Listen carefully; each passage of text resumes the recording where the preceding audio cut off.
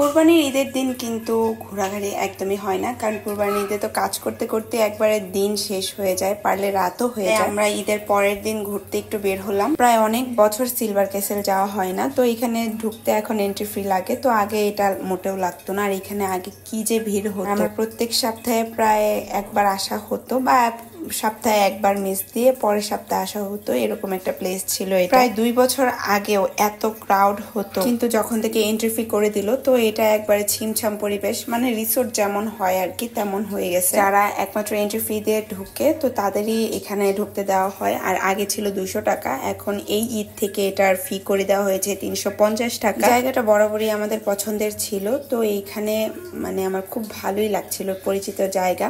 তো আমরা যখন লাস্ট আসছিলাম তখন এই সুইমিং পুলটা আর এই যে ক্যাসেলটা এটাও ছিল না, তখন এটা নির্মাণাধীন ছিল। তো এখন একবারে ফিটফাট হয়ে গেছে, একবারে খুবই ভালো লাগে আমার। সুইমিং পুল দেখেই আমার খুবই ইচ্ছে করছিল যে এখানে একটু নামি, যদিও আমি সাঁতার পারি না। আর এখানে সুইমিং পুলের পানি দেখে নিজেকে খুব কষ্টে কন্ট্রোল করছে। আমার খুবই ইচ্ছা সুইমিং পুলে একবারে সাঁতার কাটার, বা নামি অন্তত। আমি কোনো সময় সুইমিং পুলে নামি। পিছনের ক্যাসেলগুলো আমার খুবই পছন্দের। আর এই যে আমার ঠিক পেছনের কর্নারে যে ক্যাসেলটা আছে এটা একবারে সাইড পার্সোনাল কটেজ, মানে যে ভাড়া নেবে এটা তার পার্সোনাল হয়ে যাবে, অন্য কেউ নাই। খুবই ভালো লাগছে। আর আমরা যেহেতু ময়মনসিংহ, তো আমরা তো এখানে আর থাকতে আসবো না, ঘুরতেই আসবো। ব্রিজটাও কিন্তু আগে ছিল না, তো এই ব্রিজটা নতুন করছে। আমার খুবই ভালো লাগছে এই ব্রিজটা। আসলে পুরো ডেকোরেশনটাই অনেক সুন্দর, দেখার মতো। কিন্তু রিপনের আবার আর্টিফিশিয়াল এইসব কিছুই ভালো লাগে না, ওই সব ন্যাচারাল পছন্দ করে। কিন্তু আজকে ওই বলছিল যে ওরও ভালো লাগছে। আসলে আমি বুঝতে পারছি কেন ওর ভালো লাগছে। জায়গাটা নিরিবিলি আর কোলাহল কম, বলতে গেলে মানুষ একদমই নাই, খুবই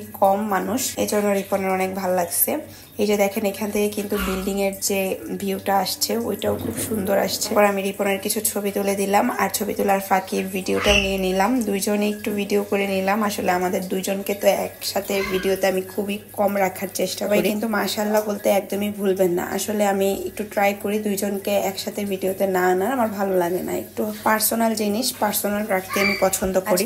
সিলভার ক্যাসেল এসে মিশ্র অভিজ্ঞতা হয়েছে আমার ভালো লাগছে, আর একদিকটা খুবই মেজাজ খারাপ হয়েছে, কারণ আমি অপচয় খুবই কম পছন্দ করি। অপচয় বলতে কি, আমার যেখানে যে খরচটুকু লাগবে আমি ঠিক ততটুকুই করব, আর যদি ভালো লেগে যায় পারলে আর একটু বেশি করতে রাজি আছে।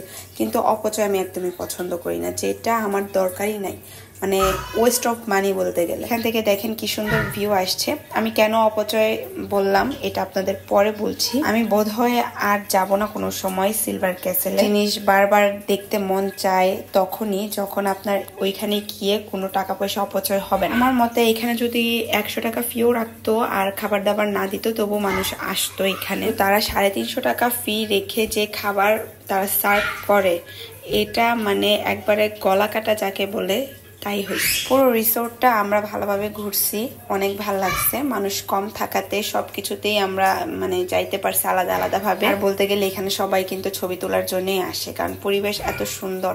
আর এই বাড়িটা আমার এত ভালো লাগছে। এটা বাড়ি বললাম কারণ আমার মনে হচ্ছে কি, আমার যদি অনেক টাকা পয়সা হয় আমি সেম এরকম একটা বাড়ি বানাবো। বললাম না যে একটা প্রাইভেট ভিলা আছে, তো এই সেই প্রাইভেট ভিলা, এটা বলতে পারেন আমারই বাড়ি। আমার এত ভালো লাগছে। এটা ডেকোরেশন একবার আমার ইউকের যে বাড়িগুলা আছে, লন্ডনে যে বাড়িগুলা ক্যাসেলগুলা থাকে, ওইগুলার আদলে মনে হয় করা হয়েছে, যেখানে একটু ঝর্ণার মতো করা হয়েছে। তো ওইখানে একটু চলে গেলাম দেখার জন্য। এখানে কত যে ছবি তুলতাম আমি। ওই যে নিচে দেখা যাচ্ছে একটা সিঁড়ি, ওই সিঁড়িতে যে কত ছবি তুলছি, যেন পিছনের ব্যাকগ্রাউন্ডে এই ঝর্ণাটা দেখা যায়। এটা আরো 5 বছর আগের কথা। আমি ফার্স্ট টাইম সিলভার ক্যাসেল আসছি, আব্বু নিয়ে আসছিল তখন। আর তখন এসে আমি একবার বলছিলাম ওয়াও এত সুন্দর হতে পারে ময়মনসিংহে। হোক, তারপর চলে আসি অপচয় কেন বললাম সেটাতে। আমরা তো যেই টাকা দিয়ে এন্ট্রি ফ্রি নিয়েছিলাম, তো ওই টাকা দিয়ে নাকি খাওয়া যাবে, মানে খাওয়ার বিলটা আছে ওইটাতে অ্যাড হবে। তারপর আমরা অর্ডার করলাম 2টা এক্সপ্রেসো আর একটা বার্গার প্লেটার যেটা ছিল তাদের। ওইটা তাদের একজন বললো যে এক্সপ্রেসোটা অ্যাভেলেবেল আছে, তো ওইটা সার্ভও করলো। তো দেখেন